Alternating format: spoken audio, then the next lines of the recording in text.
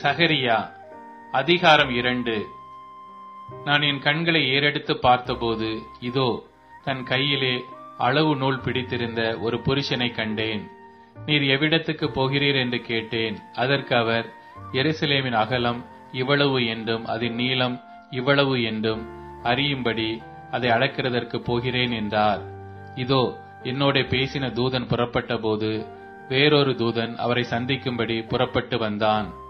இவனை அவர் நோக்கி, நீ ஓடி இந்த வாலிபனிடத்தில் சொல்ல வேண்டியது என்னவென்றால், எருசலேம் தன் நடுவிலே கூடும் மனுஷரின் திரளினாலும் மிருக ஜீவன்களின் திரளினாலும் மதில் இல்லாத பட்டணங்கள் போல் வாசஸ்தலமாகும். நான் அதற்கு சுற்றிலும் அக்கினி மதிலாயிருந்து அதன் நடுவில் மகிமையாக இருப்பேன் என்று கர்த்தர் சொல்லுகிறார். ஓஹோ, நீங்கள் எழும்பி வட தேசத்திலிருந்து ஓடி வாருங்கள் என்று கர்த்தர் சொல்லுகிறார். ஆகாயத்து 4 திசைகளிலும் உங்களை நான் சிதற பண்ணினேன் என்று கர்த்தர் சொல்லுகிறார். பாபிலோன் குமாரத்தியின் இடத்தில் குடியிருக்கிற சீயோனே, உன்னை விடுவித்துக் கொள். பிற்பாடு மகிமை உண்டாகும் என்று சேனைகளின் கர்த்தர் சொல்லுகிறார். உங்களை கொள்ளையிட்ட ஜாதிகளிடத்துக்கு என்னை அனுப்பினார். உங்களை தொடுகிறவன் அவருடைய கண் மணியை தொடுகிறான். இதோ, நான் என் கையை அவர்களுக்கு விரோதமாக அசைப்பேன். அதனால் அவர்கள் தங்கள் அடிமைகளுக்கு கொள்ளையாவார்கள்.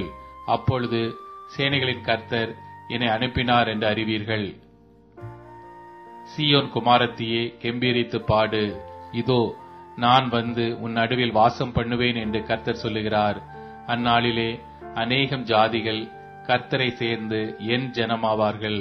நான் உன் நடுவில் வாசமாயிருப்பேன். அப்பொழுது சேனைகளின் கர்த்தர் என்னை உன்னிடத்தில் அனுப்பினார் என்று அறிவாய். கர்த்தர் பரிசுத்த தேசத்திலே யூதாவாகிய தமது பங்கை சுதந்தரித்து திரும்பவும் எருசலேமை தெரிந்து கொள்வார். மாம்சமான சகலமான பேர்களே, கர்த்தருக்கு முன்பாக மௌனமாயிருங்கள். அவர் தமது பரிசுத்த வாசஸ்தலத்திலிருந்து எழுந்தருளினார் என்று சொல் என்றார்.